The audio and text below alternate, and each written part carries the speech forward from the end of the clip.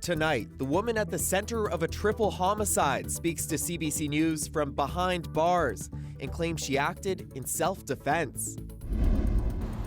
Looming tax increases in Regina and Saskatoon, both cities considering widespread cuts and higher fees.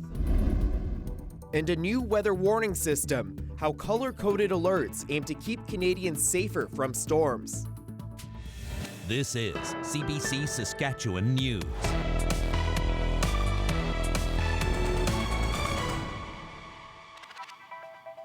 It's Wednesday, November 26th. CBC Saskatchewan News starts right now. Good evening, and thanks for joining us. I'm Alexander Silberman.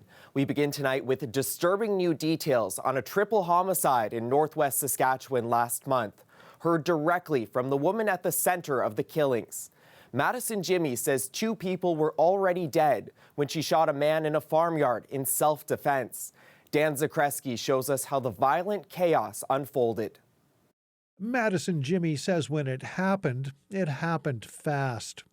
She told her story to CBC from jail, where she's in custody charged with second-degree murder. It was a Wednesday morning earlier this month. Jimmy had caught a ride from Lloydminster back to the farm outside Turtleford she shared with her fiancé. She was traveling with Tony O'Cantel, his girlfriend, and Rocky Ochucheayu. They were casual friends, and she knew the men as Doughboy and R-Boy. Jimmy says the trouble started after she got dropped off at the farm. She says R-Boy shot out a window in the farmhouse.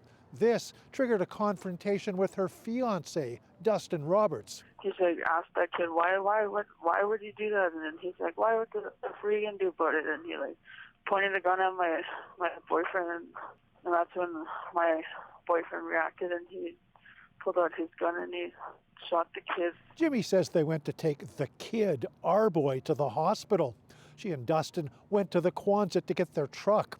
She says that Cantel followed along in his truck with his girlfriend on the passenger side. That's when things went violently sideways. She says Cantel shot her fiancé, then he swung the rifle towards his own girlfriend and then her. He already reloaded it, like he was gonna shoot. Like he's about, I see, like the look in his face. He already shot my boyfriend. Like who cares if I kill these two kind of look, you know? And so I shot him before he could shoot us. 3 men were dead in the space of minutes. Jimmy says she left the farm and drove to Turtleford with Cantel's girlfriend and another man from the farmhouse. She turned herself in at the RCMP detachment. Madison Jimmy is back in court next month. Dan Zakreski, CBC News, Saskatoon.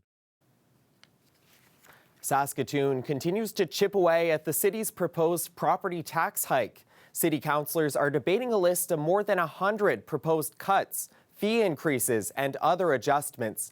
They got through more than a third of the options on Wednesday.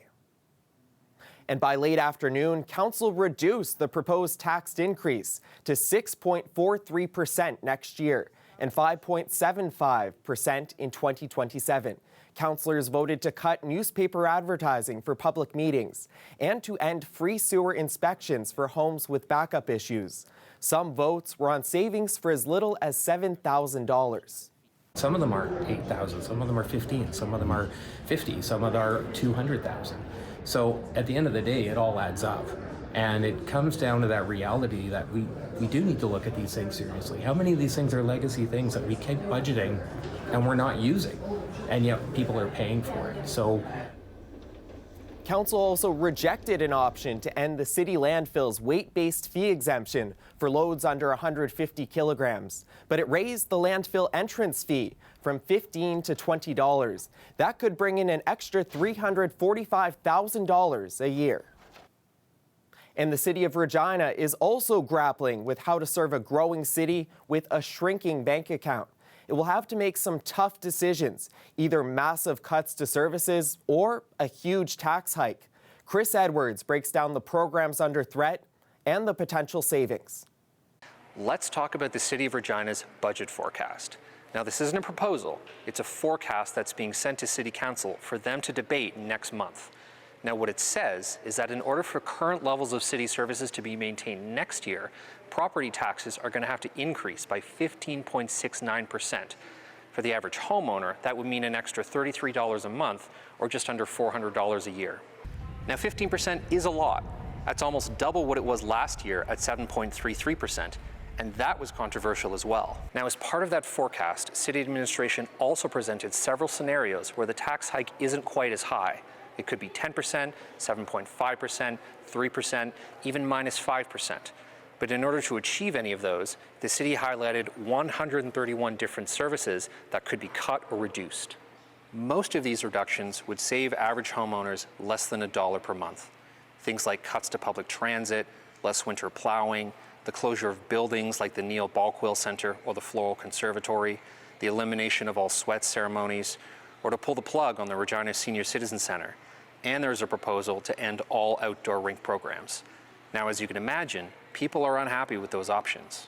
Artists in much bigger cities than Regina are very envious that we have this facility where you could learn fine woodworking and have access to this well-equipped wood shop, that you could learn jewelry making, stained glass, 3D printing with these 3D printers. So there's a lot of things that, like I said, if this center is shuttered, we would lose access to, these things that make a difference in a lot of people's lives. And not too long ago, there was actually a report generated by the City of Regina talking about expanding the Neil Balkwill Center because it's operating at capacity. People want more, actually, not less.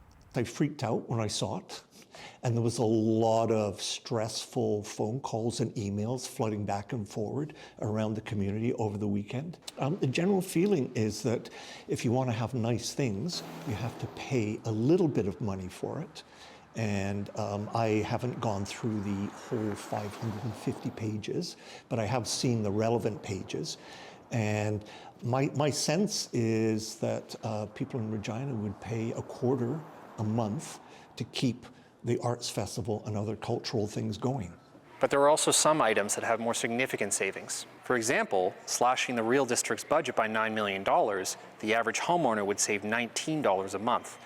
Or $13 a month by closing an existing fire station and laying off more than 40 firefighters, or reducing park maintenance, which would save another $11 a month. The city says it needs to find $50 million to keep things stable, and it's at a point where tough decisions need to be made. City Council will debate the budget and the proposed cuts in mid-December. Chris Edwards, CBC News, Regina. Premier Scott Moe says Saskatchewan is going to continue its $10 a day childcare agreement. Moe confirmed the subsidized deal with Ottawa is being extended. To ensure that families in this province have affordable childcare, Mr. Speaker. That I'm happy to say that we have come to agreement with the federal government with, Mr. Speaker. We'll be renewing that 5-year agreement, Mr. Speaker, and we'll be signing that Friday with the federal government. The current agreement was set to expire in March. Saskatchewan was one of only 2 provinces that had not yet finalized an extension, which secures federal funding until March 2031. Canada's weather warning system is getting a big change. New color-coded alerts are replacing watches and warnings. As Riley Laychuk shows us, it's all about risk and impact. You're familiar with how these work, right? As of now, the agency in charge of delivering weather alerts in Canada has moved to a similar color-coded system in order to help you better understand how severe weather could impact your life. Environment and Climate Change Canada has been reporting weather watches and warnings the same way for decades, and it looks something like this. With the change, weather watches and warnings will instead look more like this. Just like the traffic lights, the different colors are meant to tell you different things. In this case, the severity of the alert and the risk involved. Yellow being the least severe, meaning you should prepare for significant weather impacts that could cause some damage, like a thunderstorm. In the past, Environment Canada says most weather alerts would have fallen into this category. Orange is meant to indicate that you should protect yourself from dangerous weather like a winter storm because widespread damage is predicted. And red is the most serious of the alert colors, meaning that possibly life-threatening weather like a tornado could be in store. Alert titles, which used to look like this, displaying just the hazard and alert type, will instead be more detailed like this. In the new version, not only are the hazard and alert types shown, but also the color level. Environment Canada hopes these changes will give you the ability to make better decisions in order to keep yourself safe. Riley Lechuk, CBC News, Winnipeg. Thick fog blanketed Regina this morning, causing some issues for travelers coming to and from the city. More than a dozen flights were delayed, and one flight from Toronto around noon had to be diverted to Winnipeg. The foggy weather also impacted flights in and out of Saskatoon's airport, with some passengers getting diverted to Regina. We'll have your full weather forecast right after the break. Stay with us.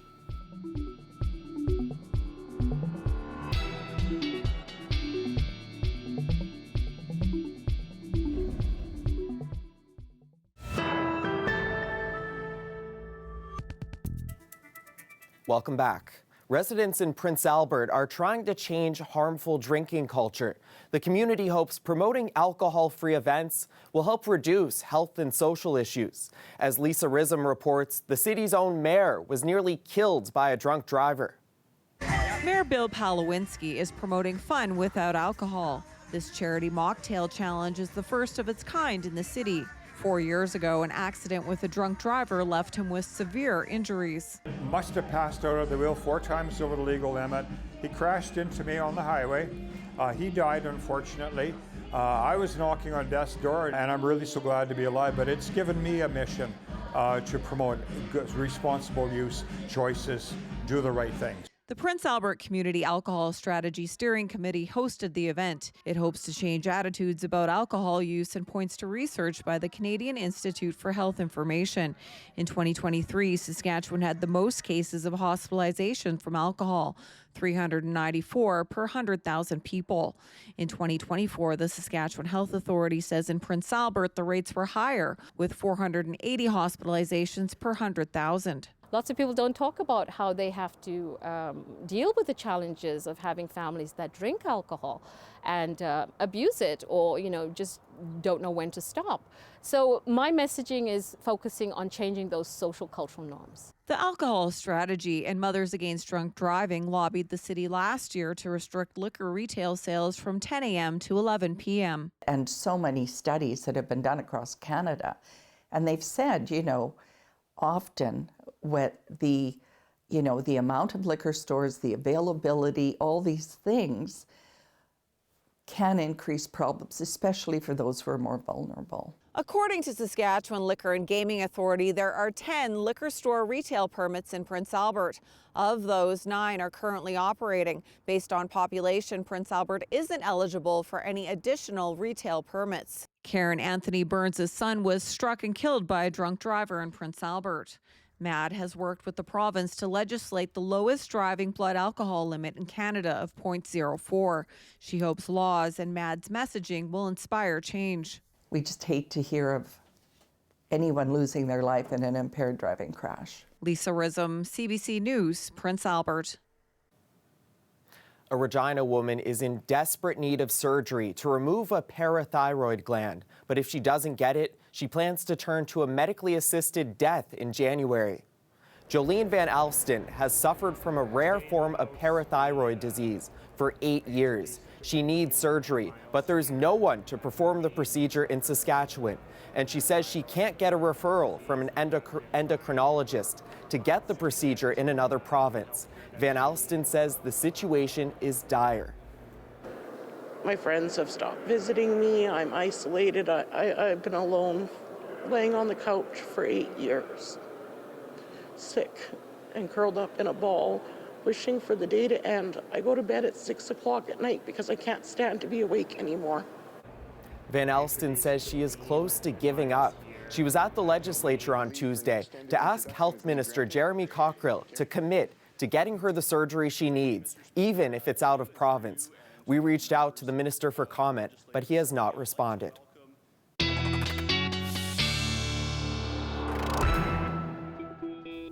And weather specialist Mickey Wolf is here with a look at the forecast. Mickey, it was incredible to see those images of just how foggy the skies were today. Not so great for folks trying to travel by air. It's cleared up, but I hear there might be some more fog on the way. Alexander, we still have some more fog on the way. That's right, especially this evening in areas in the south and central region of the province. So if you saw the fog today, and you're in those areas, you'll be seeing it tonight. Let's take a look at some of these fog warnings. So we're seeing the new Environment Canada coding system here. We've got some yellow level warnings here, the areas around Moose Jaw, Regina, Estevan. Saskatoon's included in this as well, North Battleford and Lloydminster. So careful out on those roads tonight, folks. Things are going to be looking a little bit foggier than usual. So our skies, if the fog breaks this evening, if you see clear patches, you might see some clearer skies in the south and central regions. Tonight, a little bit cloudier up north, and those daytime highs, we're definitely moving towards winter. We're seeing those highs -10 for Coronach, -7 Regina, so things are starting to definitely cool down for the end of November to close things out.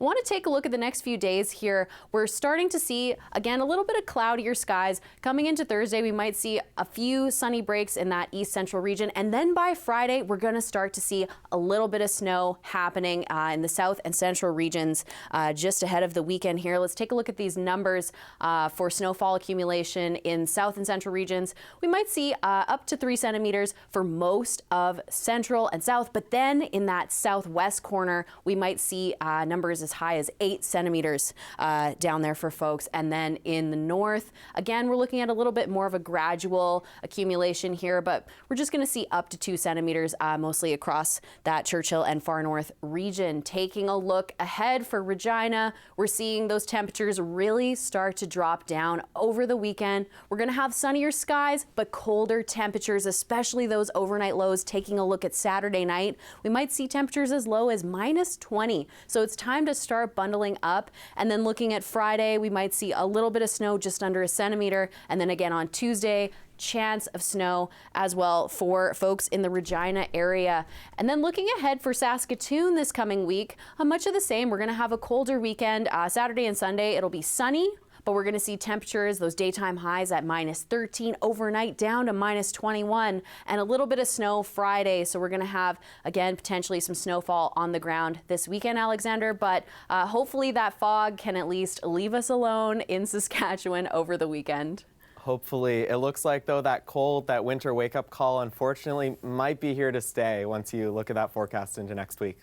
Absolutely. It's looking cold. All right. Thanks, Mickey. Thank you. Well, Prime Minister Mark Carney announced a new plan to support Canada's softwood lumber and steel sectors. Both industries have been hit hard by U.S. tariffs. Carney says the new measures focus on 3 core objectives. First, to further limit foreign steel imports so as to increase domestic demand for Canadian steel producers. Second, to make it easier to buy and build with Canadian steel and lumber. And third, to invest in workers and businesses.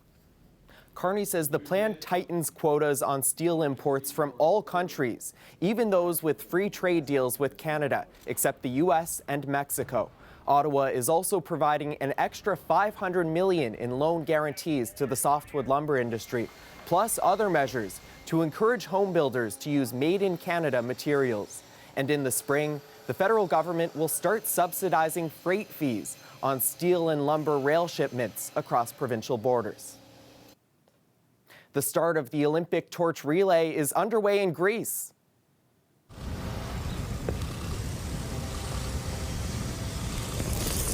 The lighting of the Olympic flame ceremony at the archaeological site where the ancient games began thousands of years ago represents the link between the ancient games and the modern Olympics. Next week, the flame will travel to Italy to be carried across the country for 2 months. It will then light the Olympic cauldron in Milan on February 6th to officially begin Milano Cortina 2026. That's just 72 days away. The Saskatchewan Roughriders have signed homegrown linebacker Seth Hundeby. The Saskatoon-born player was drafted by the Riders last year, but chose to play his 5th year at the U of S instead. He helped lead the Huskies to the Vanier Cup and was named Most Outstanding Defensive Player in the country and named to the U Sports First Team All-Canadian roster. We'll be right back after the break.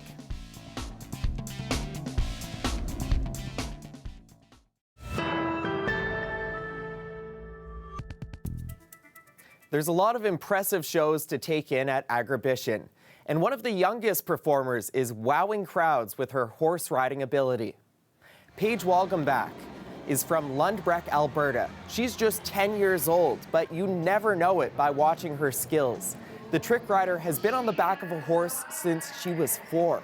At Agribition, she proved her talent as she rode on her feet, backwards, and as she hung her whole body off the side of her trusty horse, Chico. How long have you been trick riding? 6 years. 6 years? How old are you? 10. Oh my goodness. What's your favorite part about trick riding? Doing the tricks. What's your favorite trick to do? Full fender. And how do you do that? The one that I went on the side and went like this. Walgenbach is the youngest of her riding crew. She and her team regularly perform at rodeos across the Western provinces.